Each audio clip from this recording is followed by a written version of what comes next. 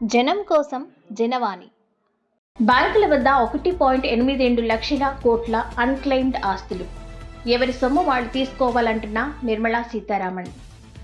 బ్యాంకులు, నియంత్రణ సంస్థల వద్ద 1.82 లక్షల కోట్ల విలువైన ఆర్థిక వనరులు ఎటువంటి క్లెయిమ్ చేయబడకుండా నిలిచిపోయాయని, ఆయా సంస్థలు వాటి అర్హులకు చేరేలా చూడాలని కేంద్ర ఆర్థిక మంత్రి నిర్మలా సీతారామన్ సూచించారు.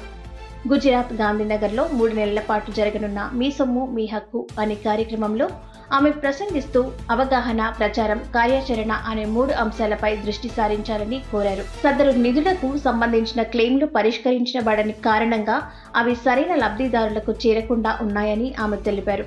బ్యాంకు డిపాజిట్లు, బీమా, ప్రావిడెంట్ ఫండ్, షేర్లు మొదలైన రూపాల్లో ఈ నిధులు బ్యాంకులు, ఇతర నియంత్రణ సంస్థల వద్ద ఉన్నాయని ఆమె పేర్కొన్నారు.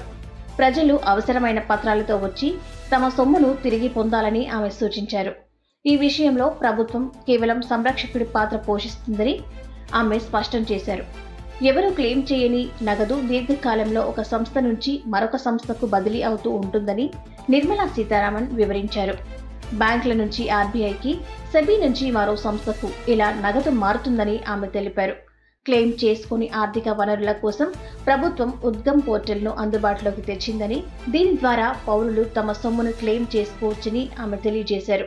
పౌరులు తమ సొమ్మును క్లెయిమ్ చేసుకునేలా అవగాహన కల్పించాల్సిన బాధ్యత బ్యాంక్ అధికారులపై ఉందని నిర్మలా సీతారామన్ నొక్కి చెప్పారు. అవసరమైతే బ్యాంకులు గ్రామాల్లో ప్రత్యేక స్టాల్స్ను ఏర్పాటు చేయాలని సూచించారు.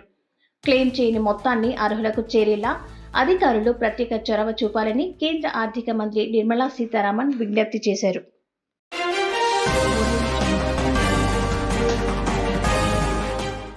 జనం కోసం జనవాణి.